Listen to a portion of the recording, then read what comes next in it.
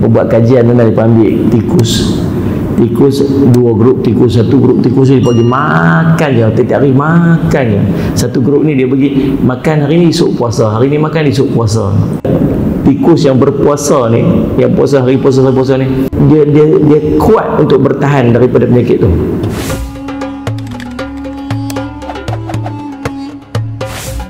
Jom sama-sama kami, caranya mudah. Hanya klik join button. Terima kasih. Baik, bismillahirrahmanirrahim. Assalamualaikum warahmatullahi taala wabarakatuh. Alhamdulillah rabbil alamin wal aqibatu lil muttaqin ala umuri dunya waddin. Asyhadu an la ilaha illallah wa asyhadu anna sayyidana Muhammadan abduhu wa rasuluhu.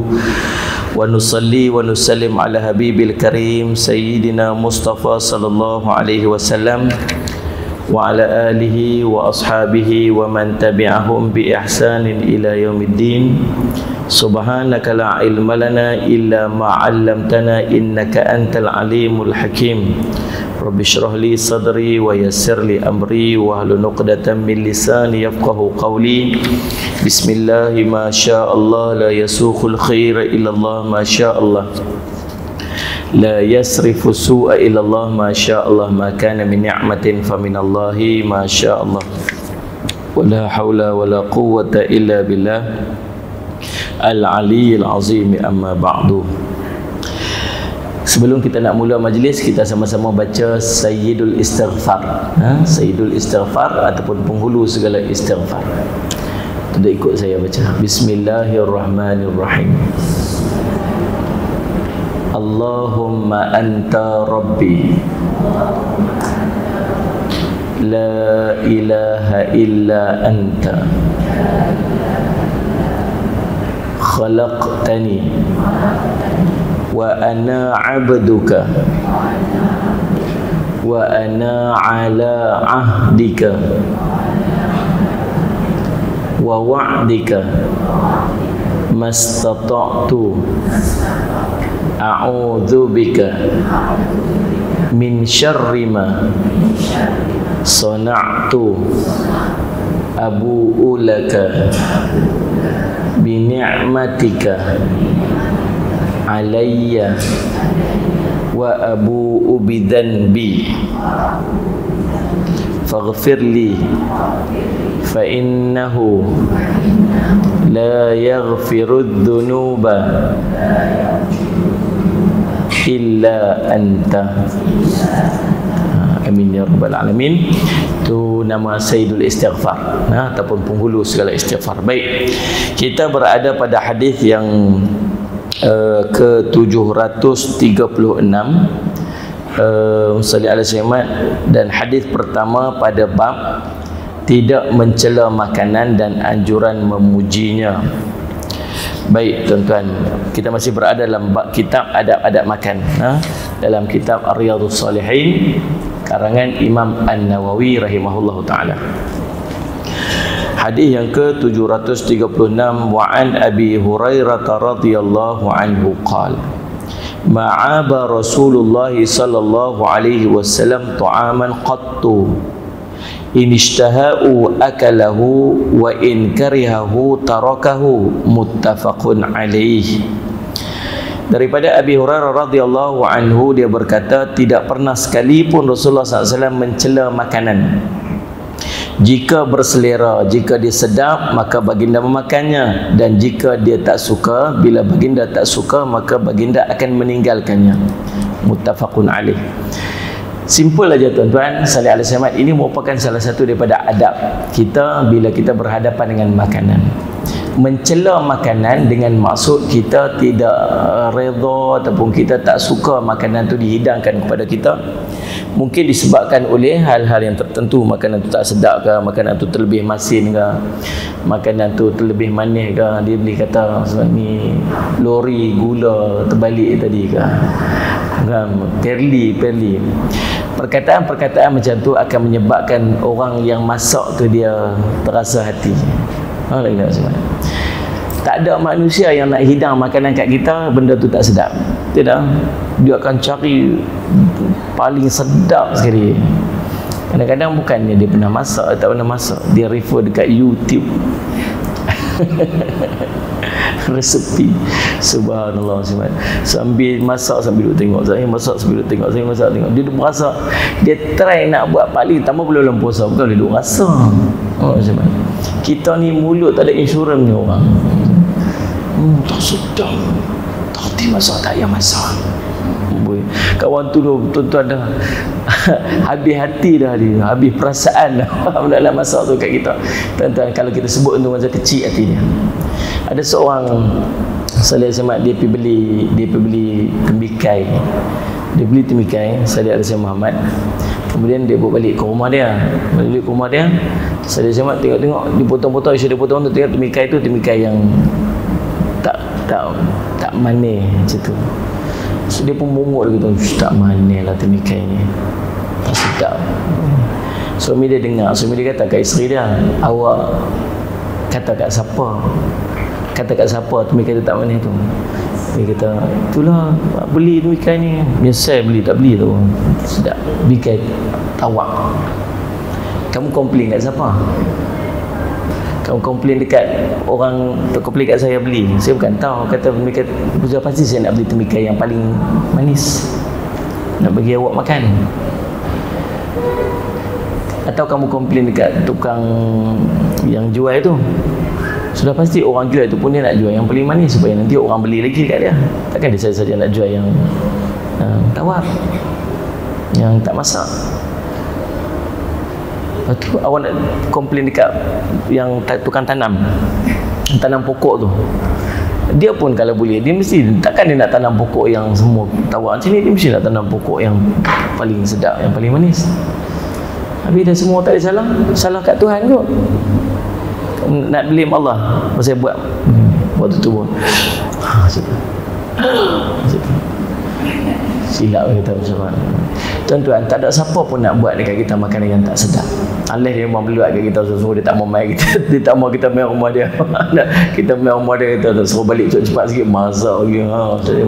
Tu lain cerita. Tapi biasanya kebiasaannya bila orang hidangkan makanan, orang masak makanan kat kita, sudah pasti dia nak bagi yang paling baik kat kita. Waktu tu appreciate kan tuan-tuan. Unless melainkan dia tanya kat kita, cuba cakap betul-betul kot saya boleh improve makanan saya. Cuba, tapi cakaplah dengan bahasa yang baik, mengikut kepada ni kepakaran saya dalam bidang makanan ni. Maka saya rasa ada lebih garam sikit kot. Kalau kurang garam sikit tu insya-Allah sedap sikit. Itulah orang dah buat dia. Tu dah tanya gitu pula. Ya Mas Ahmad. Maksud Nabi SAW tak pernah mencela makanan ialah dengan Salih Al-Syed Muhammad, Nabi cuba untuk elakkan perasaan rasa kecil hati kepada orang yang masak tu. Nah, dan kalau Nabi SAW rasa macam memang dia tak boleh nak makan, maka Nabi akan tinggalkan tanpa Nabi sikit pun mencela. Kita kena belajar macam ni kot tuan-tuan. Allah, kita ni mulut lah tuan-tuan, kalau pergi makan kenduri ya tuan-tuan. Apa gulai passion apa ni? Gulai passion apa ni? Allah, ni bukan ni bukan gulai ni kuah apa ni? Orang ulang utara cakap apa? Cerai lah, tak cerai. Subhanallah, dia komplain lah Muslimah. Ni lori gula tumpah kan ni lori apa Allah tuan-tuan. Tak ada cakap. Tuan rumah tu dia jemput orang sampai 2,000 tetamu dia. Dia jemput sampai 700-800 orang. Takkan dia nak bagi benda yang tak elok untuk orang makan. Mesti ada kesilapan kat mana pun tuan-tuan. Kalau tuan-tuan rasa nak makan, tuan-tuan makan. Kalau tuan-tuan rasa tak mau makan, tuan-tuan tinggal, tak payah makan. Faham tak macam mana? Lagi satu, itulah keadaan yang saya sebut tuan. Maka kita kena perbuatan penjelasan. Perbuatan mencela makanan dapat menghancurkan hati pemiliknya, sedangkan memuji makanan merupakan pujian terhadap Allah dan penghibur hati pemiliknya. Sallallahu alaihi wasallam. Jadi, tapi kena ingat kadang-kadang kita tengok kerosakan pada makanan. Mungkin makanan tu dah basi. Kita teringat kita nak makan, makanan tu dah hidang banyak. Kita ambil mula, kita tengok loh basi. Tuan-tuan maksudnya. Maka waktu tu tak salah untuk tuan-tuan pergi beritahu dekat pemilik makanan tu supaya dia dapat. Yang tu tak dikira sebagai mencela makanan. Dia bagi tahu supaya dia dapat perbetulkan ataupun dia dapat ganti makanan tu, supaya orang lain sekali nak main makan sekali taklah duduk. Faham tak? Kita tengok lo dah berbuih-buih. Kemudian tuan pergi bagi tahu dekat tuan rumah tu. Kata ni nampak gaya tu gulai tu dah macam dah basi tu. Saya beritahu ni pasal saya ikut orang nak main makan lagi, orang terasa lagi, orang lain pula duk kata kat dia kan. Nah, jadi kita sebut macam tu kat dia, kita beritahu kat dia, maksudnya tu bukan kita mencela makan. Ni mencela makan dalam keadaan kita bercakap yang tak ada faedah dia. Kalau tak mau makan sudah tak payah makan. Orang lain nanti lagi nak makan lagi. Nah, saya selalu pesan tuan-tuan, kalau tuan-tuan rasa tuan-tuan tak mau makan dan tak mampu makan, tuan-tuan jangan ambil. Kita ni jenis kalau pergi buffet, kita ambil tuan-tuan punya banyak, kita ambil. Lunggu. Bila kita ambil, sebenarnya kita dah ambil hak orang lain. Dia buat makanan dekat kita tuan-tuan, dia buat makanan tu cukup untuk katalah 2 atau 4. Kita dah ambil lebih. Kalau kita ambil dah tuan-tuan, nanti kita akan buang saja. Dia tak akan ambil lebihan, dia tak akan masuk balik dekat dalam tu, menyebabkan orang lain yang main lambat dia pun tak dapat makan. Maksudnya ambil sekadar yang kita rasa kita mampu untuk makan dulu. Tapi itulah Ustaz, ambil waktu tu tak buka puasa lagi. Faham tak? Waktu tak ambil buka puasa ni tuan-tuan boleh tengok semua sedap. Sedap tuan-tuan. Maka kita kena belajar beradab macam mana Nabi SAW ajar kat kita. Buka puasa ni tuan-tuan bukan tunggu banyak sebenarnya. Tak banyak pun kenyang. Nabi SAW sebut sumu tasihu, kamu puasa kamu sihat. Hadis ni ulama khilaf tentang kedudukan hadis ni. Ada ulama sebut kata hadis ni dhaif, namun ada kebaikan di sisi hadis tersebut. Sumu tasihu, kamu puasa kamu sihat. Tapi pasal apa puasa kita tak sihat? Ada orang masuk bulan puasa tu masuk hospital. Pasal apa? Gula naik tinggi. Darah naik tinggi. Pasal apa? Nabi kata kamu puasa kamu sihat. Pasal apa kita puasa kita tak sihat? Pasal kita tak kena cara puasa dan tak kena cara makan. Faham tak? Tuan-tuan tahu tak, daripada buat kajian puasa ni dapat bagi kesegaran pada jantung, baik untuk jantung. Puasa ni baik untuk otak, nyanyuk. Dia buat kajian tuan-tuan, dia ambil tikus 2 grup tikus, 1 grup tikus ni dia bagi makan je, tiap hari makan je. Satu grup ni dia bagi makan hari ni esok puasa, hari ni makan esok puasa. Tikus tu puasa Nabi Daud dia bagi. Tak puasa Nabi Daud hari ni puasa, bukan puasa. Lalu dia persuntik kedua-duanya tuan-tuan dengan sel yang apa ni, saya nak sebut lagi saya malu silap yang tu lah. Nyanyuk tu kan, lupa tu. Yang tu saya dah sebut tu. Tuan-tuan, rupa-rupanya tikus yang berpuasa ni, yang puasa hari puasa ni, dia kuat untuk bertahan daripada penyakit tu. Orang tua-tua yang banyak puasa, tuan-tuan sekalian, dia susah untuk dapat nyanyuk. Dia buat kajian macam tu, macam mana tuan-tuan? Kemudian banyaklah kelebihan-kelebihan puasa ni, tuan-tuan. Dia dapat mengurangkan kolesterol yang jahat tu lah. Macam-macam saya baca, saya tak reti sangat nak explain tu. Tapi tuan-tuan, tapi pasal apa ada orang yang bila puasa kolesterol ni tinggi, pasal puasa darah tinggi, kencing manis tambah. Pasal apa? Pasal tak kena gaya. Antara waktu yang tak kena gaya ni tuan-tuan, 2 waktu. Yang pertamanya tuan-tuan, Nabi SAW suruh akhirus suhur, lambatkan sahur. Pasal apa Nabi suruh lambat sahur? Sahur tu time kita nak subuh sekali ni, waktu Nabi suruh sahur. Jangan sahur awal. Kepentingan sahur ni tuan-tuan, dia macam kepentingan kita breakfast. Sebab tu barat sebut breakfast like a king. Makan breakfast lah macam raja, makan banyak sungguh. Breakfast ni sangat penting, pasal orang yang tak breakfast ni tuan-tuan, dia akan ada kesan sampingannya. Breakfast sangat penting. Maka siapa breakfast waktu tu, cantik lah. Cuma kita tak mampu nak makan banyak pada waktu tu. Tak pasal apa? Tak pasal apa kita tak banyak makan? Pasal kita baru bangun tidur, terkejut bangun, lepas tu nak makan, tak boleh nak makan pasal baru bangun tidur. Dia tak ni Muslimat tak apa, bangkit awal dah, pukul 4 bangun dah, mumpang perang kat dapur, memang 3 pinggan cerah tu. Ni yang lelaki-lelaki ni bangun-bangun terus mengadap, muka macam kena tinju lah. Cakap tak boleh, tak apa dia cakap tu. Tak boleh nak makan, bukan cakap makan, cakap pun tak boleh. Maka tuan-tuan sallallahu alaihi wasallam Muhammad, cara dia ialah Nabi SAW suruh bila bangun daripada tidur jangan terus makan. Nabi suruh bangun apa? Ustaz Jamal kata alhamdulillah, kemudian pi wuduk, kemudian pi solat, maka kamu akan bangun dalam keadaan kamu segar, kata Nabi SAW. Kita jenis semayang last, Nabi suruh semayang dulu. Maka cara untuk kita dapat makan yang sempurna, makan yang agak selesa, ialah dengan kita pergi semayang dulu. Bangkit-bangkit, cuba ajak anak-anak kita buat lagu tu. Abang bangkit-bangkit pergi semayang dulu. Nak suruh semayang apa, bangkit pun dah 5.20. 5 minit anak kita tu pun bukan anak kita, lelaki kita 5 minit 5.20 baru bangun, nak makan 10 minit, mana nak semayang. So bangun awal sikit, bangunlah pukul 5, bangunlah pukul 4.45, semayang dulu 2 rakaat, kemudian sekali baru menghadap makanan. InsyaAllah dia dapat makan dengan sempurna. Penting waktu tu. Kemudian yang keduanya tuan-tuan, waktu paling kritikal ialah waktu kita berbuka puasa. Siapa ikut cara Nabi buka puasa, mesti dia sihat. Nabi ajak buka puasa macam mana? Nabi suruh kita makan sikit dulu. Makan sikit dulu, kemudian sekali baru makan berat. Nabi kata buka puasa, makan tamar 3, 1, 3, 5, makan dengan jumlah yang ganjil. Makan apa? Kurma. Dia kata apa? Memang Ustaz, selama ni pun takat 3 aja, tak pernah lebih, tak pernah kurang, tak pernah lebih. 3 apa? Pinggan. Tak jadi. 3 biji kurma aja. Tuan-tuan try sekali.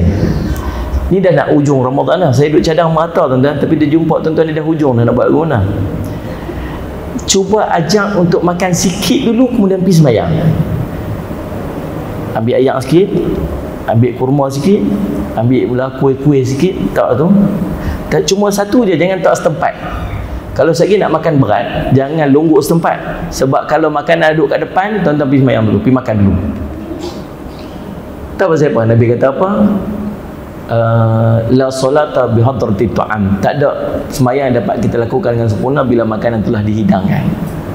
Jadi cara dia, kalau muslimat buka puasa di rumah, nak keluarga semua buka puasa di rumah, tak ayak satu, tak kurma sikit, tak kuih tempat setempat ni. Makan berat tak jujur sikit. Lagi nak makan yang tu. Pergi ampak sejadah siap-siap untuk kita sembahyang jemaah. Nak sayang jangan tinggal main jemaah maghrib. Sayang tuan-tuan ni takut-takut Lailatul Qadar. Ampak sejadah apa semua main saja. Pergi makan kurma dulu, minum air dulu, pergi sembahyang, sekali baru makan. Kan makan sekali kita relax, tenang-tenang. Kalau kita makan terus, perut tengah kosong. Perut kita tu tengah relax. Waktu makan tu tuan-tuan boleh bayang tu, dia sengkak atau sengkak. Maksud ni cakap apa? Sama kan? Sengkak sampai nak sembahyang tu. Buka tali pinggang. Abang je sembahyang. Oksigen perlu oksigen. Ni pasal apa sengkak? Pasal apa kita sampai padat perut itu? Pasal tuan-tuan, dia nak turun daripada sini, nak turun sampai ke perut tu, dia ambil masa dekat 20 minit. Kita tak berasa kenyang tuan-tuan sampai dia tak masuk lagi. Maka tuan-tuan kita isi sampai penuh. Nanti sembahyang tarawih sujud keluar cendol ikut hidung. Sebab dah dia apa? Overflow. Tuan-tuan, macam mana nak jadi sihat? Perut tak sempat nak proses. Maka tuan-tuan, ajak buat macam mana? Makan kurma dulu. Kita makan 3 biji kurma aja. Makan 3 biji kurma, tuan-tuan minum air sekali, tuan-tuan pergi sembahyang. Sendawa waktu sembahyang apa? Tidak ni. Kenyang. Semua sembahyang. Sekali makan. Lepas makan sekali, lepas sembahyang sekali, pergi makan. Waktu makan tu kita ada ample time, kita ada waktu yang panjang untuk kita makan rehat-rehat, makan santai-santai, boleh kunyah banyak-banyak. Ni tuan-tuan boleh bayang nak buka puasa, daripada buka puasa sekali nak sembahyang maghrib dengan nasi ke depan. Faham tak? Dengan udang dengan daging kambing yang apa semua kat depan ni tuan-tuan. Subhanallah. 20 minit nak makan semua tu. Wah tuan-tuan sini. Sekali pergi sembahyang. Jadi sihat nak? Jadi sihat, tubuh kan jadi sakit. Maka tuan-tuan, kalau buat cara Nabi SAW, insya-Allah kita akan. Lepas tu jangan duk salahkan orang puasa kata sihat, aku puasa tak sihat pun. Pasal tak kena gaya dia, tak kena cara dia. Ambil makanan sekadar yang kita nak makan, yang kita rasa mampu makan.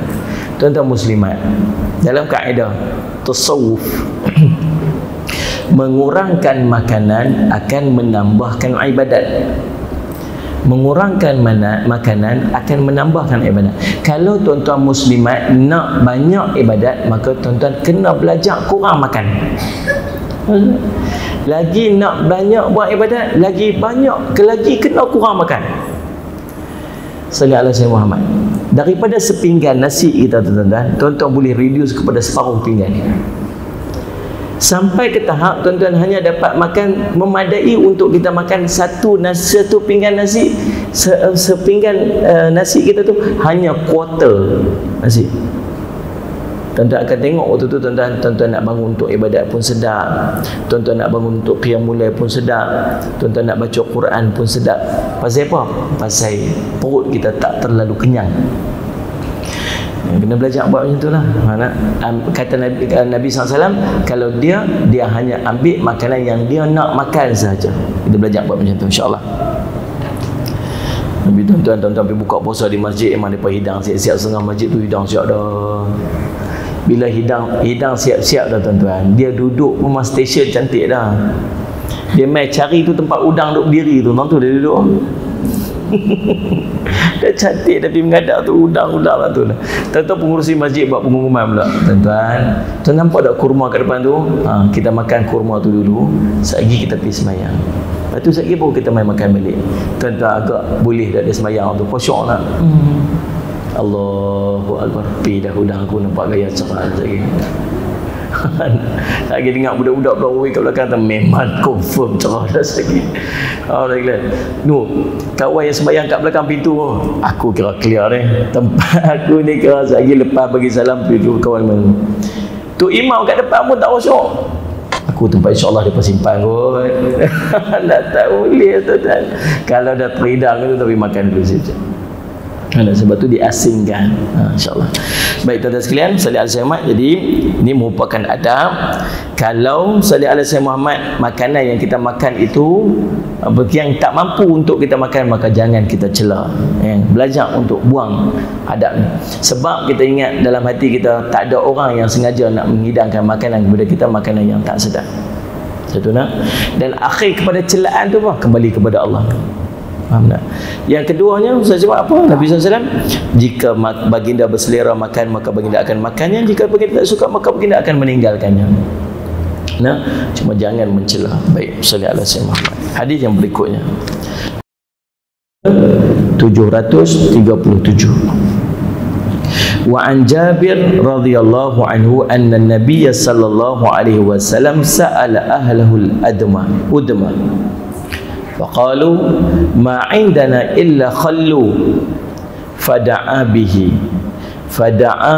فجعل يأكل ويقول نعم الأدم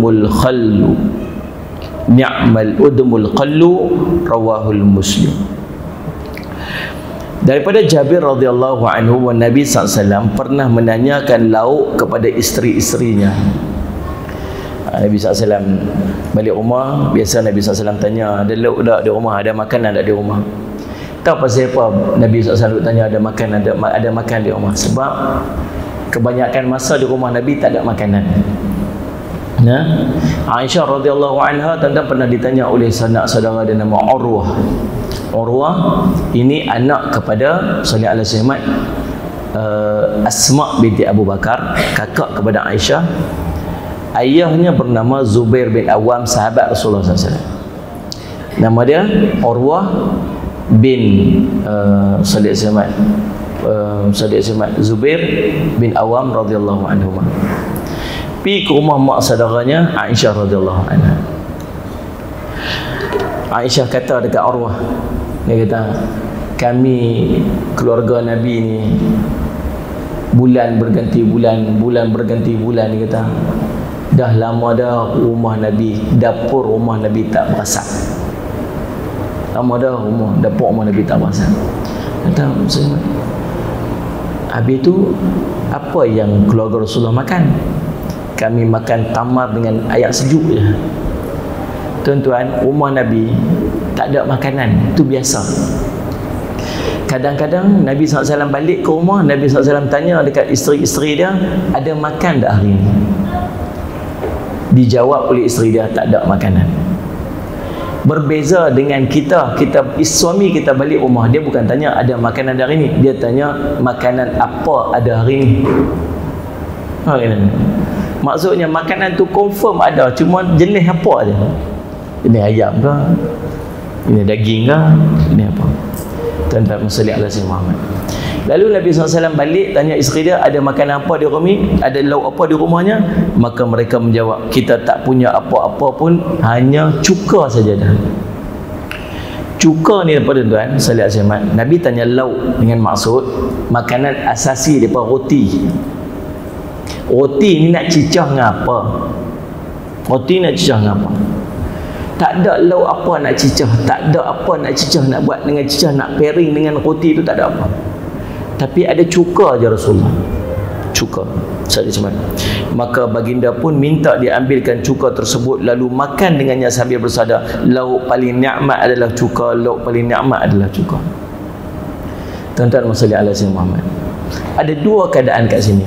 Yang pertamanya tuan-tuan sallallahu alaihi Muhammad, cuka tu sendiri. Khal. Cuka ni bukan cuka yang macam duduk di rumah kita tu. Cuka yang di rumah kita tu dia panggil cuka sintetik. Yang tu tuan-tuan jangan duk buat lagu tu. Faham tak ni? Pembiak roti duk bercicah cuka lagu tu, jangan duk buat macam tu tuan-tuan. Yang dimasukkan ni dah cuka yang dibuat daripada sallallahu alaihi Muhammad, perahan anggur. Ada yang dibuat daripada kurma, ada yang dibuat, dia panggil vinegar, daripada buah. Dia ada proses dia tuan-tuan. Tuan-tuan mengaji dalam kaedah fiqh. Proses dia, kalau peraman itu bila sampai dia berbuih sampai satu tahap dia memabukkan, maka dia jadi haram, nama dia khamar. Faham tak ni? Ambil anggur, pura-pura dia, kemudian buat pemeraman. Peram sampai satu had ni dia berbuih-buih tu tuan-tuan, waktu tu dia panggil khamar. Waktu tu hukumnya haram minum. Lepas tu biar lagi sampai ke tahap waktu tu dia berubah warna. Waktu tu dia telah jadi khal ataupun dia jadi cuka. Waktu tu dia kembali halal. Dengan syarat proses ini tuan-tuan tidak ada campur tangan manusia. Dia proses, dia berlaku secara semula jadi. Tuan-tuan, maka tuan-tuan, itulah cuka yang dimakan oleh Nabi SAW. Ni dia panggil khal. Sedap. Dan dia sangat baik untuk kesihatan. Sangat baik. Cuma dia tak boleh pergi minum macam tu je. Tak boleh. Kalau cuka dia tajam tuan-tuan, dia acidic. Perut kita pun asid juga. Maka asid tu muka asid dia akan make worse. Apa dia kena buat tuan-tuan? Saya semat, kalau tuan-tuan nak beramal dengan cuka ni, dia portion dia sangat sedikit. Biasanya kita akan campur dengan air untuk kita minum. Sangat baik untuk kolesterol, sangat baik untuk jantung. Banyaklah kelebihan-kelebihan dia. Sebab Nabi SAW sebut tentang kebaikan dia. Kalau tak baik, Nabi SAW tak akan puji dia. Faham tak Ustaz Ismail? Cuma jangan, selagi saya dipesan, jangan pergi minum cuka yang duduk di rumah kita tu. Cuka putih, cuka sintetik tu. Apatah lagi cuka getah, jangan. Dia dengar cuka tu dia pergi cari cuka getah, dia minum tuan-tuan, cicah dengan roti, jam tuan-tuan. Jangan buat lagu tu. Jadi tuan-tuan faham apa yang dimaksudkan dengan cuka tu. Dan memang ada kelebihan, dan tuan boleh search dekat dalam internet kelebihan khal.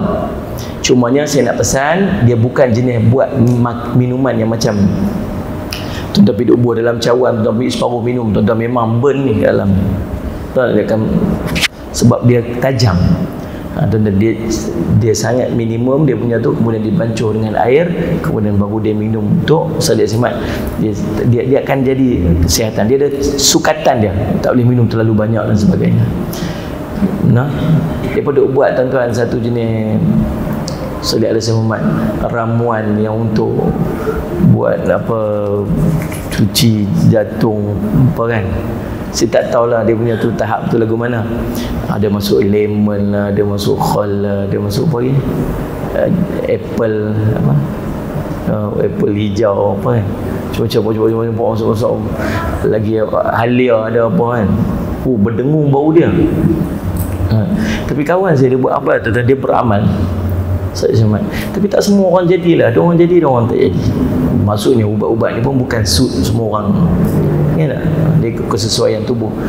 Kawan saya dia kena tu.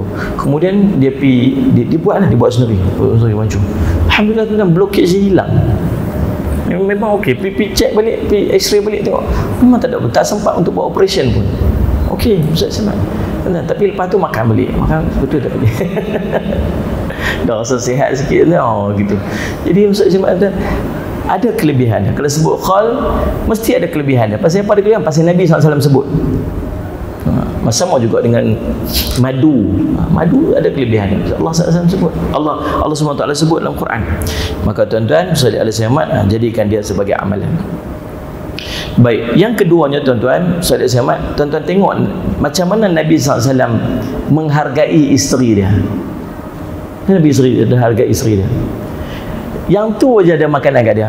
Nabi buat expression macam seronok sangat. Dia kata maksudnya ini nikmatnya luk paling nikmat kali cuka ni lah. Cuka. Kita faham tak? Isteri dia akan rasa macam mana? Rasa lega lah, alhamdulillah yang ni ada pun suami seronok makan. Oh tuan-tuan, orang tua kata nak ikat suami ni ikat dengan makan. Betul lah. Tu laki kita tengok semua perut 9 bulan tak wanak-wanak 9 tahun lah. Faham? Bini dia jaga sungguh dengan makan. Sungguh tuan-tuan. Saya ingat ayah saya tak pernah makan kat kedai. Tak pernah pergi makan kat kedai. Kalau dia nak makan kat kedai pun tuan-tuan, dia nak sesuatu, dia akan masak kat sana balik. Tak makan di rumah. Pasal apa? Pasal mak kita ni, tok kita ni, dia sangat jaga makan suami dia. Lepas tu berkekalan rumah tangga dia pun. Kita tuan-tuan, anak-anak kita lah ni kahwin tak erti masak. Tak erti masak. Start pada hari kahwin tu tuan-tuan sekalian, sampai lah ni anak 3 dah kena nasi kandak tu ke? Kena nasi kandak tu. Token nasi kandak tu sampai nak offer saham kat dia lah. Sampai titik hari bakal kat situ. Tuan-tuan Salih Al-Syamat, jaga makanan suami. Tuan-tuan, orang tua kata nak ikat hati suami, ikat dengan makanan. Tuan-tuan Salih Al-Syamat, suami tu pula dia kena appreciate makanan isteri. Susah tuan-tuan, perempuan nak masak ni bukan senang. Bersungguh-sungguhnya dia nak masak. Dan itulah kadang-kadang tuan-tuan sekalian, dia ambil gambar makanan dia tu, dia share kat Facebook dia. Dia share kat WhatsApp, dia share. Dalam grup tu ada satu grup tuan-tuan, grup kuliah, grup tazkirah. Tapi tuan-tuan dia share resepi semua kat dalam. Ada seorang start share gambar kek tuan-tuan, lepas tu resepi kek semua keluar. Pasal orang perempuan ni tuan-tuan, dia sangat appreciate apa yang dia buat. Macam orang lelaki-lelaki lah, ada benda yang dia sangat seronok tuan-tuan, dia tukar kereta. Sekali kalau dia pergi tukar sport rim kereta, sekali kalau dia pergi buat cat kereta, dia nanti ambil gambar kereta dia pergi buh. Tiap-tiap hari buh gambar kereta dia aja. Sampai nak melugai, kita tengok macam tak ada orang lain, macam dia seorang je lah kereta gitu. Pasal apa? Tu dia punya keseronokan dia. Faham tak Mas? Orang perempuan keseronokan dia tang masak tu. Bila dia dapat masak satu-satu benda, dia rasa macam dia appreciate sangat benda tu. Dia rasa macam sangat betul lah, sangat best lah dia boleh buat itu. Maka dia ambil gambar tu, dia pibuh kat dalam. Tak sedut marah kat dia buat itu. Pasal marah tu. Sedut marah kat dia. Pasal apa? Pasal dia nak tunjuk keseronokan dia, kegembiraan dia dapat. Betul tak ni saya cerita ni? Assalamualaikum. Sungguh tentang. Maka suami kena buat lagu benar. Suami kena appreciate. Kalau isteri post gambar tu, tak ada kek paling sedap melainkan kek yang bini kita buat lah, tulis kat situ buah tu. Allah, dia kembang lah, tak saja yang tak. Dia buat satu sekalian bersama, dia buat apalah, mi ke apa, bandung ke apa, dia hari tu dia try buat, dia tak pernah buat. Hari tu dia tengok suami dia pergi singgah makan dekat mi bandung muar tu, dia teringin nak balik, dia kata azam nak balik buat. Dia tuan, dia cari resepi kat dalam internet tu.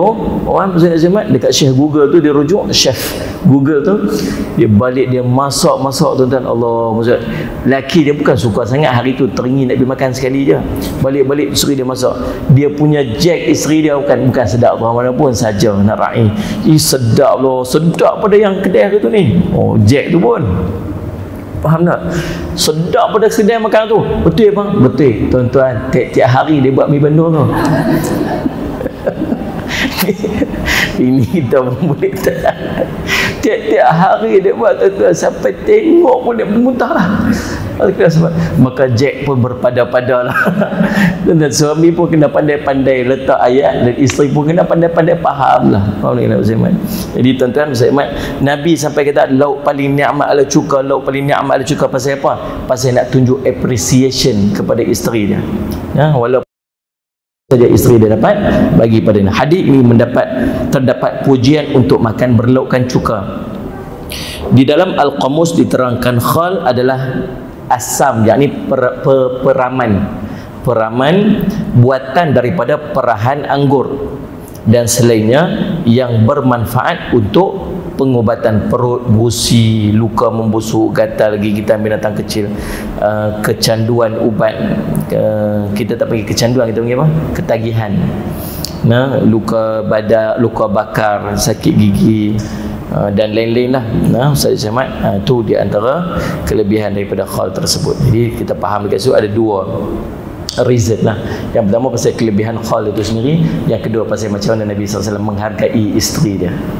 Nah, Ustaz Samad, suami kita lagu tua, suami kita tak tak sedap komplain lah.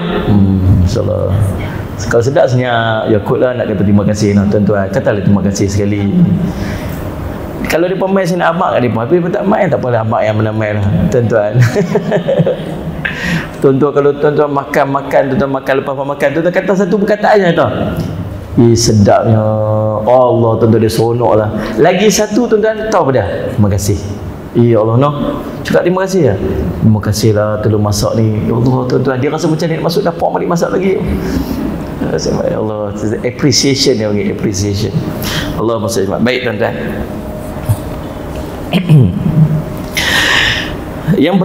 Bab yang berikutnya, bab sabda Nabi mengenai orang yang diberi hidangan makanan sementara ia sedang berpuasa dan dia tidak mahu berbuka. Tuan-tuan, ini pun penting juga, sebab ni bukan cerita puasa wajib nah, ni cerita puasa sunat. Puasa wajib memang confirm tak boleh buka dah. Buka lah, puasa tak boleh. Sama juga dengan kita puasa qada. Kalau puasa qada tak boleh buka. Tahu tak? Hari tu kita sepakat geng-geng, kata hari tu hari Ashura. Hari puasa Ashura, semua orang pakat nak puasa. Kita sepakat satu geng-geng tempat kerja kita semua puasa pada hari Ashura ni. 2 hari tu semua buka puasa lah. Lepas tu main tengah hari tu bos dia kata apa? Dah semua buka puasa, kita pun puasa juga. Cuma kita puasa, kita niat puasa wajib. Kalau kita niat puasa wajib pada hari-hari yang disunatkan kita berpuasa, kita boleh tumpang 2 puasa.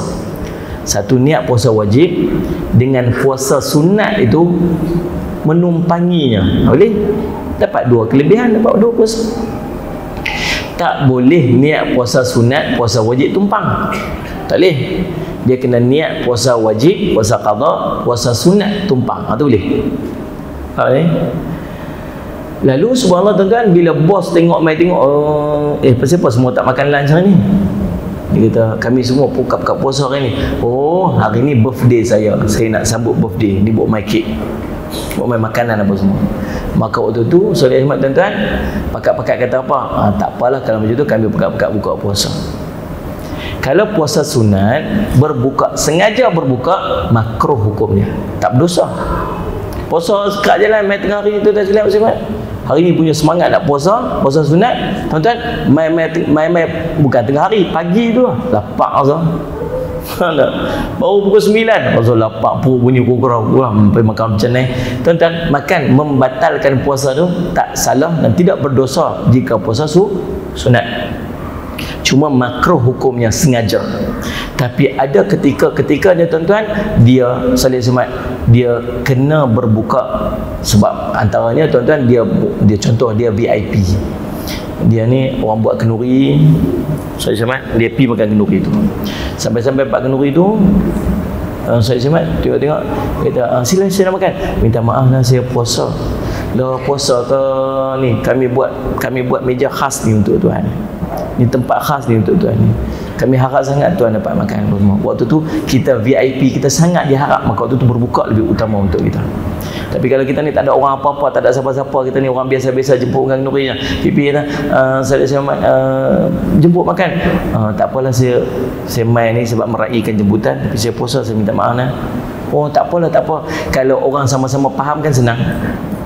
Si tuan rumah tu pun kata, tak apa, puasa. Puasa ni makbul doa, tolong Ustaz doa kat kami ni supaya berkat. Dia pun, ya Allah, engkau berkatilah ni perkahwinan ni.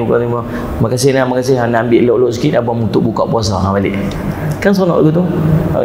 Maka waktu tu tuan-tuan sekalian, tak apa untuk dia berpuasa, asalkan tidak mengecikkan hati tuan rumah tu. Tapi kalau dia VIP, dia sangat minta untuk buka untuk makan, maka berbuka untuknya lebih utama. Tuan-tuan tengoklah posisi tuan-tuan duduk tahu lah. Cuma kita ni tuan-tuan sekalian pantau ajak makannya. Orang perempuan insya-Allah tuan-tuan semangat kuat ni, tak puasa saya memang respect orang perempuan. Orang lelaki, tuan-tuan dia nak puasa juga tapi duduk tunggu orang ajak makan je. Dalam tengah hari dia buat pegang tengkuk, dia buat gosok-gosok jik mata, dia buat muka sedih macam sebulan tak makan tu. Nanti siapa nak ajak makan, siapa nak ajak makan. Saya dapat letih ni puasa. Oh ya kau puasa, baru nak ajak hang makan. Okey jom. Itulah kita. Tuan-tuan sekalian, salli ala sayyidina Muhammad. Tuan-tuan faham kedudukan dia tu lagu mana? Bila tuan-tuan salli ala sayyidina Muhammad, bos dia kata lagu tu, kata ni saya buat kenduri bos, semuanya kita makan. Maka tuan-tuan pekat-pekat buka lah salli ala sayyidina Muhammad, buka. Kecuali dia yang tadi niat untuk puasa qada, dia tak boleh buka. Faham ni? Pasal apa? Pasal dia sedang puasa yang wajib, bukan yang sunat. Yang wajib tak boleh simply buka. Tu pesan kat anak-anak kita yang duk qada puasa dia tu. Anak-anak perempuan kita yang mai haid, yang dia nak ganti puasa-puasa dia tu, pesan dekat dia, ni kalau puasa ganti ni tak boleh saja-saja nak buka tak boleh. Kalau puasa sunat tak apa, kalau puasa-puasa wajib tak boleh, pasal kedudukan dia sama macam puasa Ramadan. Faham? Baik. An Abi Hurairah radhiyallahu anhu qala Rasulullah sallallahu alaihi wasallam, idza du'a ahadukum falyujib, fa in kana sha'iman falyusalli, wa in kana muftiran falyat'am. Rawahul Muslim.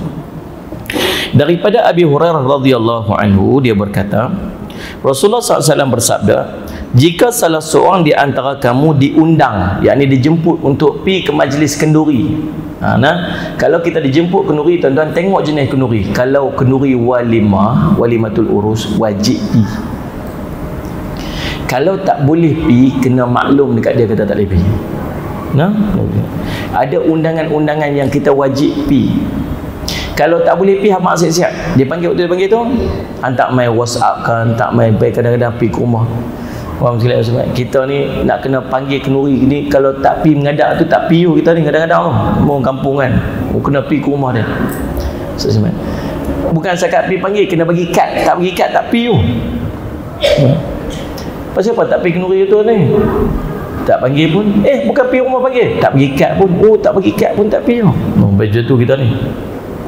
Dia pip dulu mana, zaman dulu mana ada kad-kad tuan-tuan. Lah ni je kuat, lah ni sampai bersunat anak pun ada kad tu. Ya Allah. Dulu mana ada kad-kad apa semua tuan-tuan, khemah pun tak ada. Salli ala sayyidina Muhammad, bagi kad. Salli ala sayyidina Muhammad. Faham?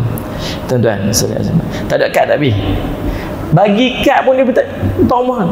Apa ni, Assalamualaikum. Ni nak panggil makan kenduri rumah saya ni. Ni kad dia ni. Dah ambil kad ni, bila kenduri ni? Lah, tu dekat dalam kad tu dah lagi tanya bila saja dia kata nak tanya tu. Tak apa Ustaz, create conversation lah, tak apalah saja nak tengok saya panggil kita malu tu. Tuan-tuan, kalau dipanggil kita kenduri tuan-tuan tentang Nabi. Tapi kalau dia panggil secara umum dekat dalam grup, maka tu tak wajib. Mana? Maksud dia tak ada spesifik. Siapa ni jemputlah pekat-pekat mai kenduri rumah saya. Dia panggil umum macam tu, maka tak wajib. Tapi kalau dia panggil khusus, dia panggil kita specifically, dia panggil, maka wajib untuk kita pergi. Saya ingat kita ada 80 grup. 80 grup WhatsApp tu. Subhanallah tuan-tuan. Kalau 80 grup WhatsApp tuan-tuan, my time hari kenduri tuan-tuan, tuduh pekat panggil makan kenduri dan semua wajib pergi, jam kita tuan-tuan. Tidak ni? Macam mana? Penat kita ni. Tak, sebab tu tuan-tuan, yang dipanggil secara umumnya tu tak wajib, yang dipanggil khusus barulah wajib untuk kita pergi. Baik, saya Jamal. Nah, jika salah seorang daripada kamu diundang, hendaklah dia memenuhinya, kata Nabi SAW. Jika dia sedang berpuasa, hendaklah dia mendoakan, dan jika dia sedang tidak berpuasa, hendaklah dia memakan. Ulama berkata, makna falyusalli adalah hendaklah dia mendoakan, dan makna falyat'am hendaklah dia memakannya. Yang dimaksudkan puasa di sini ialah puasa sunat. Hadis ini terdapat perintah untuk memenuhi undangan dan anjuran untuk makan, dan dianjurkan untuk membatalkan puasanya lalu memakannya untuk menghiburkan hati orang yang mengundangnya. Faham kan? Pi puasa sunat, pi juga pasal apa? Nak penuh undangan. Nak penuh undangan. Kalau rasa tak boleh nak pi, tuan-tuan kena maklum dekat dia yang tuan-tuan tak pi. Kena maklum kat dia. Saya minta maaf dan saya pada dia, bila dia hantar mesej dekat kita, mesej balik kat dia. Saya tengok jadual saya ni, saya ada di Kuala Lumpur tu, saya ada di mana-mana tu. Saya tak boleh nak pi, saya minta maaf dah. Beritahu siap-siap. Tak boleh je. Beritahu siap-siap. Tak boleh dia macam tu saja. Kena maklum balik. Boleh pi ke tak boleh pi. Kalau puasa, pi juga untuk memenuhi undangan dia. Cuma waktu tu doakan untuk dia. Macam Nabi SAW sebut, doakan untuk dia. Atau kita boleh habaq dekat dia, kata kita puasa, kita tak boleh nak pi sebagainya. Tapi kecil hati dia. Paling tidak kita memenuhi undangan. Tuan-tuan, tuan-tuan ada satu benda saya nak cerita kat tuan-tuan. Ulama susun kesan-kesan dosa. Kesan bila kita buat dosa. Bila kita buat dosa, tuan-tuan, di antara kesan yang akan main dekat tubuh badan kita, tuan-tuan, ialah Allah akan menjauhkan orang-orang yang baik daripada kita.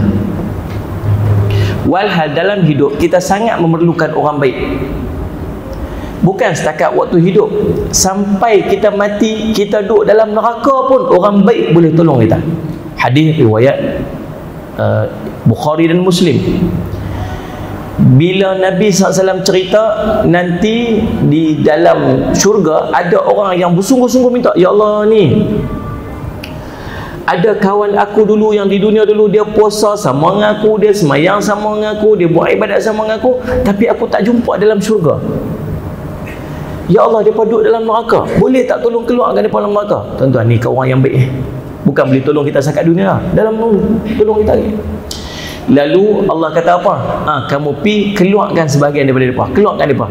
Maka Allah tukar bentuk fizikal dia jadi fizikal yang neraka tak boleh bakar dia, dan dia turun masuk dalam neraka sampai ke batas betisnya. Tuan tak boleh bayang tak? Macam orang duduk dalam sawah ke, berjalan dalam sawah gitu. Dia jalan dalam neraka, tapi neraka tak boleh bakar dia, dan dia mengeluarkan sebahagian daripada sejumlah daripada neraka tu. Orang baik ni boleh tolong kita bukan sekat dunia, sampai ke akhirat, sampai dalam kubur, sampai dalam neraka sekalipun. Sebab tu duduklah dengan orang baik-baik. Kita duduk kawan dengan orang baik-baik, dan Ustaz Ahmad Ahmad, waktu kita susah dia akan tolong kita. Tidak ni. Waktu kita tak reti dia akan ajak kita. Waktu kita lupa dia peringat kita. Maka sentiasa kita berada dalam kebaikan. Sentiasa kita. Waktu kita mati, ramai-ramai dia pernah tolong jenazah kita. Waktu kita duduk dalam kubur, tak pernah lupa untuk doa kat kita. Sebab tu duduk dengan orang baik-baik. Tapi kalau kita buat dosa, kita buat maksiat, antara kesan dia ialah Allah menjauhkan orang baik-baik daripada kita. Orang baik-baik tak mau duduk dengan kita, orang baik-baik tak mau duduk dekat dengan kita. Antaranya alim ulama jauh dari kita. Antara waktu yang tuan-tuan boleh perasan, tuan-tuan tengok, waktu kita jemput dia mai kat kita. Kenduri antara dia. Kita buatlah jemputan kenduri. Panggil kawan-kawan kita, geng-geng tempat-tempat mengaji. Panggil ustaz-ustaz yang duk mengajar kita mai. Panggil alim ulama yang kita kenal mai untuk rumah kita. Tuan-tuan tengok, kalau Allah nak, Allah akan lapangkan masa dia pun untuk mai kat kita. Tapi tuan-tuan tengok, kalau tuan-tuan tiba-tiba ulama ni minta maaf lah saya tak boleh mai. Saya pula minta maaf lah saya pergi umrah. Pula minta maaf lah saya lagu tu. Minta maaf je ni. Tuan-tuan muhasabah balik apa yang kita buat sebenarnya. Boleh tak Allah nak lapangkan masa dia untuk mai rumah kita? Saya takut ada dosa-dosa kita buat tuan-tuan yang menghalang dia daripada mai ke rumah kita, daripada duduk dekat kita. Maka waktu tu tuan-tuan minta ampunlah pada Allah. Waktu kita kenduri dia tak mai, tak apa lagi tuan-tuan. Kita takut waktu kita mati pun Allah tak izin dia mai. Takut kan? Waktu kita mati bukan jenis kita boleh buat jemputan. Allah gerak hati orang mai. Baru ni tuan-tuan ada seorang ulama dekat Pulau Pinang meninggal. Bulan puasa pun ni, awal bulan puasa. Dia meninggal hari Isnin. Tuan-tuan, saya pergi sembahyang jenazah dia. Dia abang nak sembahyang jenazah pukul 10. Saya pergi lah. Saya pergi 9.50 minit sampai. Sampai duduk kereta parking bunyi lah, jauh punya ramai. Tak apalah. Sampai oh cepat dia bagi cepat. Apa siapa cepat ni? Kata nak sembahyang jenazah pukul 10. Rupa-rupanya tuan-tuan, disebabkan ramai sangat orang, dia buat sembahyang jenazah. Ramai, habis sembahyang sekali. Dah habis, keluar. Rumai lagi ni, habis sembahyang lagi, keluar. Segimana lagi? Saya sembahyang yang ke-10 dah. Allah muliakan waktu hidup dia lagi. Pasal apa? Pasal orang baik. Berapa hari lepas tuan-tuan? Hari Jumaat lepas. Mari dah. Semalam. Seorang orang Malaysia tuan-tuan meninggal dekat depan makam Rasulullah SAW. Depan makam Rasulullah. Lepas sahur, lepas qiyamul lail, sahur, lepas sahur pergi mayang subuh jemaah, lepas mayang subuh jemaah, jalan pergi ziarah Nabi. Depan tengah ziarah Nabi Rabah meninggal. Semayang jenazahnya tuan-tuan oleh jutaan orang yang duduk di situ, dan dimakamkan di pekuburan Baqi'. Bukan semua orang dapat makan tuan-tuan. Orang tertentu saya dapat di situ. Kalau kerajaan tu tuan-tuan, orang-orang raja, sultan, perempuan ni, menteri-menteri yang boleh kat situ. Orang rakyat biasa tak boleh. Tapi dia dimakamkan di Baqi'. Untung tuan-tuan. Solat Jumaat. Kemuliaan Allah bagi. Tuan-tuan, saya duduk fikir-fikir, saya pun takut kadang-kadang. Rasa macam tok guru macam tak selesa dengan kita. Pasal apa tok guru tak selesa dengan kita? Allah bagi rasa tak selesa. Pasal apa? Kok dosa kita duk buat banyak. Kawan-kawan yang baik-baik pun macam mainlah duduk sekali tak apa, sibuk. Kalau yang jenis huru hara punya suka sangat duduk dengan kita. Jenis kelak kau sonok sangat. Tapi yang baik-baik tak mau duduk dengan kita. Tuan-tuan, saya takut disebabkan oleh dosa-dosa kita. Faham tak ni? Baik, sebab ulama sebut, kamu pandanglah, kamu tengoklah binatang peliharaan kamu. Binatang peliharaan kamu tu pun dia akan ada. Ulama kata, seorang tabi'in dia kata, kalau aku melakukan dosa, aku tengok perubahan wajah kepada wajah isteriku dan binatang tungganganku. Binatang tunggangan dia pun, kalau binatang tunggangan pun ada kesan, apatah lagi kepada orang-orang alim, orang baik-baik. Sebab tu banyak tuan-tuan, dosa ni bukan sakat kita seorang tanggung tau. Semua akan ada kesannya. Baik, habis. Berikutnya, bab sabda Nabi mengenai orang yang diundang jamuan lalu makan, jamuan makan lalu orang lain mengikuti dia. Apa hukum dia pula? Tuan faham tak? Panggil seorang, dia ajak kawan dia pergi. Nak kawan dia main rumah dia nak pergi makan kenduri. Kata Ustaz Ahmad, minta maaf nak pergi makan kenduri Ustaz. Jom pergi sekali lah kata. Aku tu pun naik kereta sekali, pergi sekali. Dan apa hukumnya? Kita tengok. An Abi Mas'ud Al-Badri radhiyallahu anhu qala, da'a rajulun Nabiy sallallahu alaihi wasallam li ta'amin sana'ahu lahu khamisa khamsatin.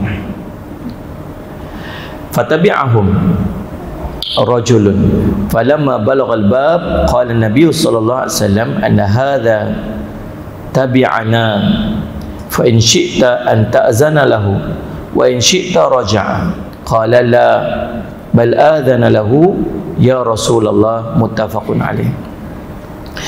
Daripada Abi Mas'ud Al-Badri radhiyallahu anhu, dia berkata, seseorang pernah mengundang Nabi sallallahu alaihi wasallam untuk satu jamuan makan yang sengaja dia buat untuk Nabi sebagai tamu kelimanya.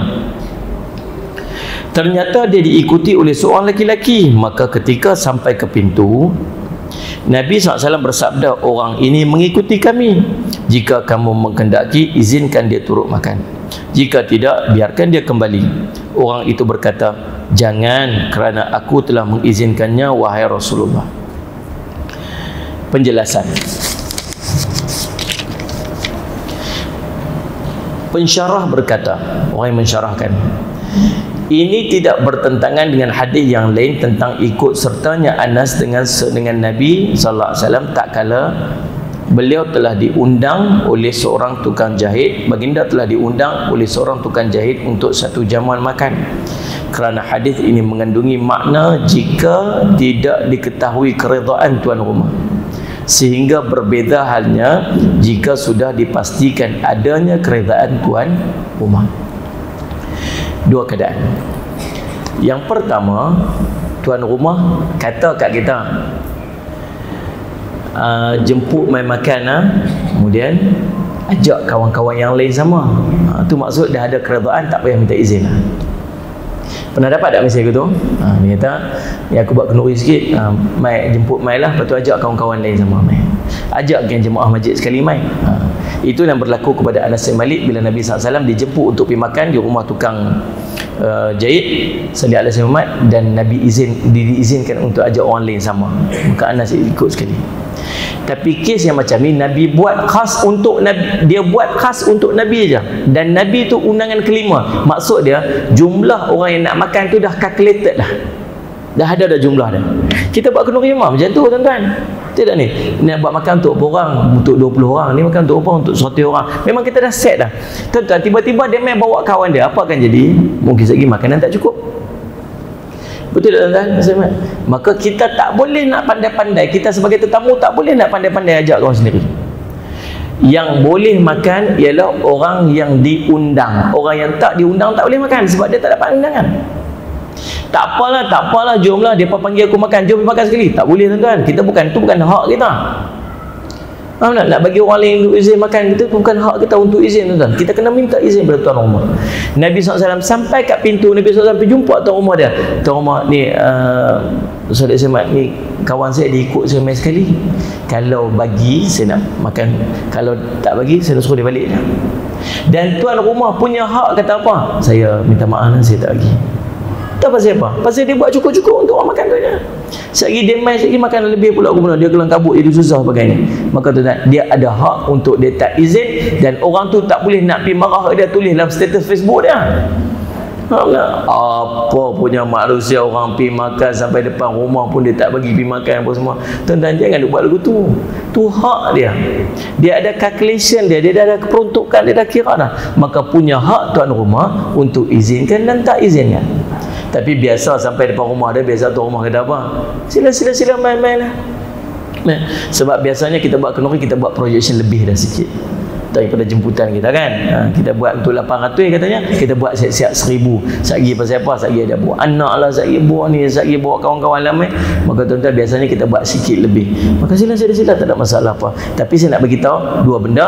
Yang pertama tuan-tuan, kalau dijemput secara umum, dijemput maksudnya jemput dia dan boleh ajak orang lain, maka boleh bawa mai tanpa perlu minta izin dah, sebab dah ada izin dah.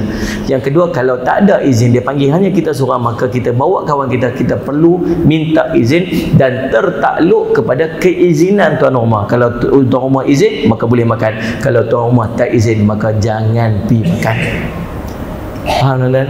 Itu penting tu, benda-benda macam tu. Kita kadang tak ambil berat benda macam ni. Tak boleh tuan-tuan, tak boleh. Itu bukan hak kita. Kita pun susah hati kalau kita buat. Faham tak ni? Sebab tu kalau tak boleh mai, kena abang supaya dia boleh adjust makanan dia, supaya dia tak berlaku pembaziran. Kalau kita tak habaq, seolah macam kita dah janji nak pergi. Kalau ramai-ramai dalam 400-500 orang mungkin tak berasa sangat. Tapi kalau dia buat untuk 10 orang dia, tuan-tuan dia bayang tak? Dia panggil kita 10 orang main makan di rumah dia. Dia buat makanan untuk 10 orang. Tiba-tiba tuan-tuan Salih alaihi Muhammad, kawan ni nak mai pun kata tak, nak tak mai pun tak beritahu. Akhirnya yang mai hanya 2 orang. Apa akan jadi? Makanan itu akan berlebih, membazir. Siapa yang salah? Kita yang salah sebab tak pergi memenuhi jemputan dan kita tak bagi tahu, kata kita tak mampu untuk mai. Faham tak? Kadang-kadang dia buat usrah kat rumah. Tuan-tuan, tu penting dalam saya usrah tu usrah. Panggil ustaz yang mengajak kat rumah. Kawan-kawan mai lah, mai. Habaq berapa orang nak mai? Habaq tuan-tuan berapa orang nak mai? Supaya tak berlaku pembaziran. Kalau tak boleh nak mai, bagi tahu tak boleh nak mai, jangan duduk diam-diam macam tu saja. Baik tuan-tuan, salli ala Sayyidina Muhammad. Itu. Jadi insya-Allah 5 minit lagi. Bab memakan daripada yang terdekat dan nasihat serta pendidikan Rasulullah SAW kepada orang yang buruk cara makannya. An Umar bin Abi Salamah radhiyallahu anhuma qala kuntu ghulaman fi hijri Rasulillah sallallahu alaihi wasallam wa kanat yadi tatishu fi as-sahfati faqala li Rasulullah sallallahu alaihi wasallam ya ghulam Samillaha ta'ala wa kul biyaminika wa kul mimma yalika. Muttafaqun alaih. Daripada Umar bin Abi Salamah radhiyallahu anhu, dia berkata, ketika aku masih kecil dan berada di bawah asuhan Rasulullah SAW. Siapa Umar bin Abi Salamah? Anak kepada Abi Salamah, mak dia Ummu Salamah. Siapa? Jadi isteri Nabi SAW. Maka ni anak tiri Nabi SAW, masih kecil lagi. Dia kata, waktu aku duduk bawah asuhan Rasulullah SAW, tanganku berseliweran. Maksudnya duduk merayau atas piring, ambil ni, gitu. Ketika sedang makan, maka Rasulullah pun bersabda, wahai ghulam, wahai anak. Kalau ghulam ni tuan-tuan, anak kecil bawah 9 tahun dia panggil ghulam. Ghulam. Kalau 10 tahun ke atas tuan-tuan, dia panggil syabab, remaja. Gitu. Maaf saya siapa. Dia kata, wahai anakku, baca bismillah, makan dengan tangan kanan dan makanlah dari yang paling dekat dengan kamu. Kita mengaji dah hari tu ni, makan yang dekat. Yang dia ambil jauh-jauh. Maksud dia bukan tak boleh ambil lauk jauh. Udang duduk belah sana. Boleh elok kau belah ni. Duk kata nasi je. Sebab depan dia ada sayur, dia duk makan nasi kan, sayur tu nasi tu. Tang sayur tak apa, ada yak asam dekat depan dia. Duk nasi cah yak asam tu. Sebab Nabi suruh ambil dekat. Dah mulakan dengan yang dekat. Maksud dia apa? Waktu intro nak start tu, ambil yang dekat dulu. Jangan duk ambil jauh-jauh. Rupa-rupanya tuan-tuan, adab ni bukan setakat adab kita orang Islam. Termasuk dia panggil adab ketika makan. Orang-orang kebesaran pun ada adab macam tu, protokol dia. Nak ambil tuan-tuan, dia tak boleh angkat punggung dia. Dia tak boleh angkat punggung dia untuk ambil yang jauh. Tak boleh. Tak boleh. Cara dia macam mana? Nak jauh, minta izin daripada orang tu untuk hantar dia. Dan orang yang nak hantar tuan-tuan, dia tak boleh nak ambil tol kat dia dulu sebelum hantar kau. Tak boleh, ada tak ada. Rupanya ada. Saya baru tahu tuan-tuan. Ya Allah, saya kata, tolong ambil saya tu. Orang ni, oh insya-Allah. Dia Allah baru nampak, dia pun tiba kat dia dulu separuh, tolong kau tu. Tak boleh tuan-tuan, tak boleh. Itu dilarang. Maka bila dia ambil tu, dia kena bagi kat orang tu dulu. Ni bukan cerita adat lah agama ni. Ni cerita protokol waktu makan ni.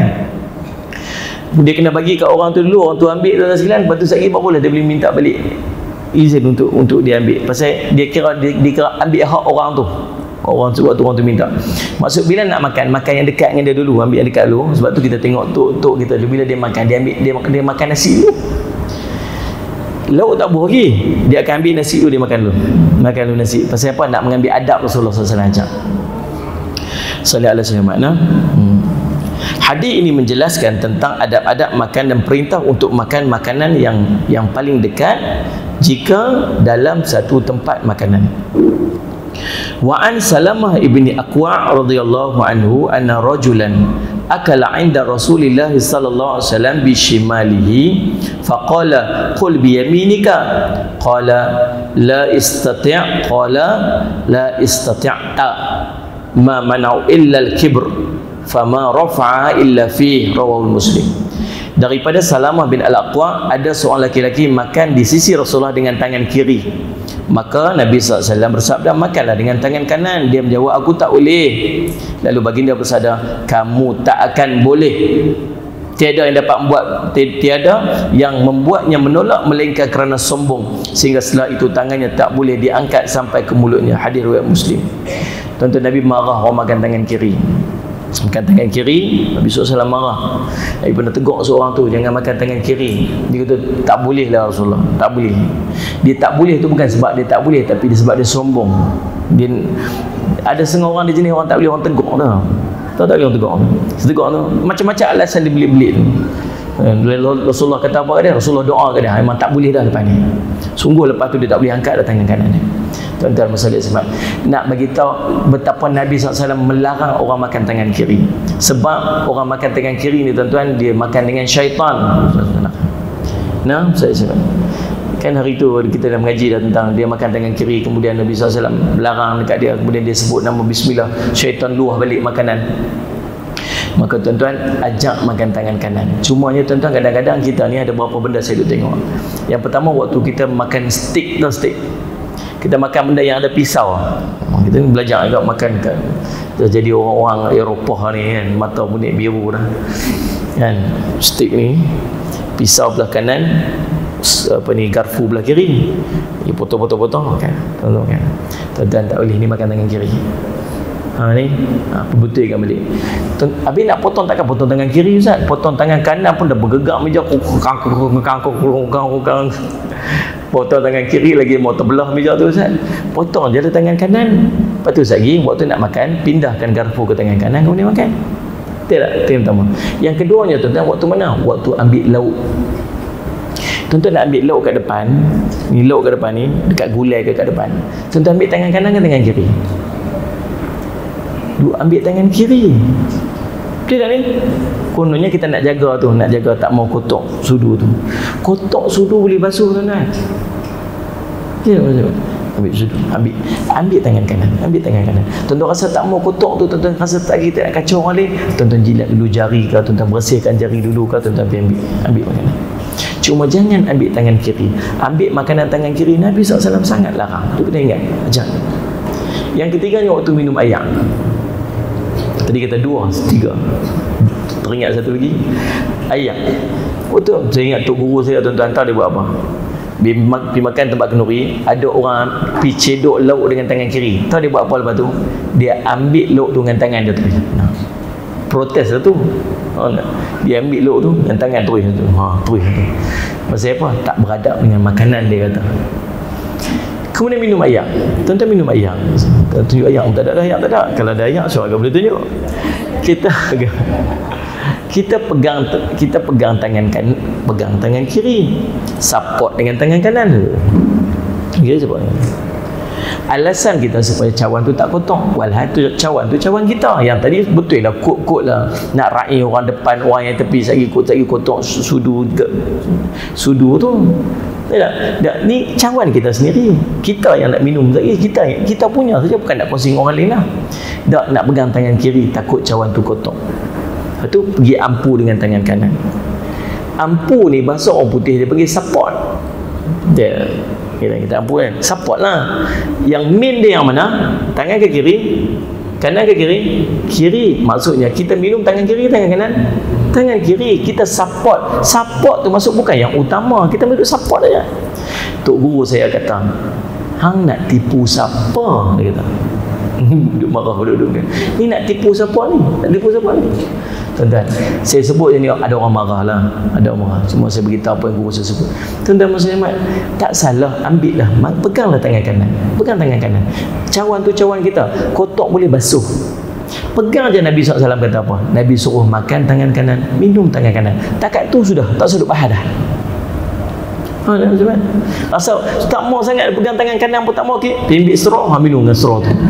Cuma pegang straw tu pun dengan tangan kanan. Tak mau pegang juga, cari straw.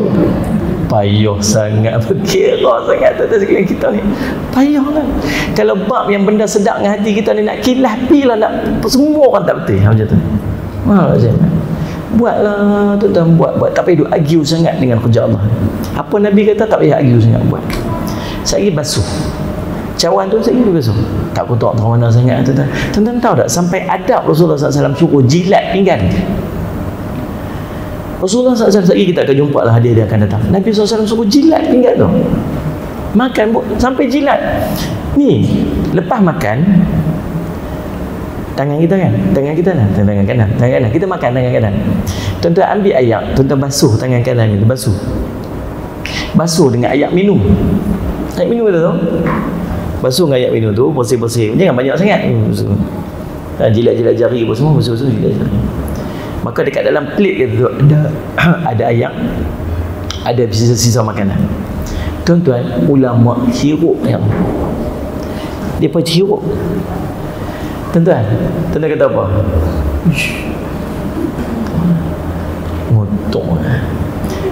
Kotor apa?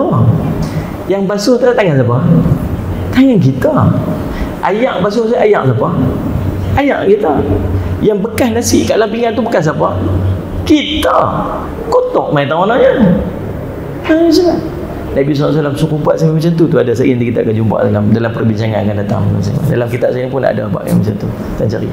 Cuma kita gamak tak gamak buat je lah. Tapi nak cerita sampai macam tu Nabi SAW ajak adab kita dalam kita makan.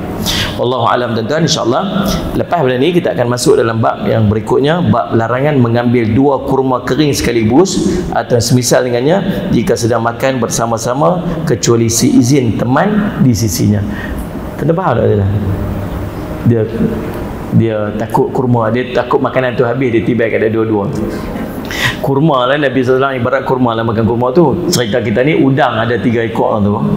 Dia tengok ada 4 orang kat sini, dia kata habis lagi. Daripada kawan ambil, dia ambil dulu, dia ambil 2. Nabi ada, rupanya ada larangan tuan-tuan, ada larangan tuan-tuan. Baru kita tahu ambil makanan 2-2 siap-siap kat kita, sedangkan ada orang lain kat tepi tu. Kena minta izin dia dulu, baru kita tahu. InsyaAllah tuan-tuan, yang tu kita akan bincang pada pertemuan kita yang akan datang, insyaAllah. Aqulu qawli hadha wa astaghfirullah li wa lakum. Wassalamualaikum warahmatullahi taala wabarakatuh. Bismillahirrahmanirrahim. Alhamdulillahirabbil alamin. Wassalatu wassalamu ala rasulil amin sayyidina Muhammadin wa ala alihi washabihi ajmain. Allahumma faqihna fid din wa 'allimna ta'wil wa ja'alna min ibarakas salihin wahdina siratal mustaqim. Allahumma arina haqqan haqqan warzuqna ittiba'ahu wa arina batila batilan warzuqna ijtinabah. Wa sallallahu ala sayyidina Muhammadin wa ala alihi wasallam. Alhamdulillahirabbil alamin.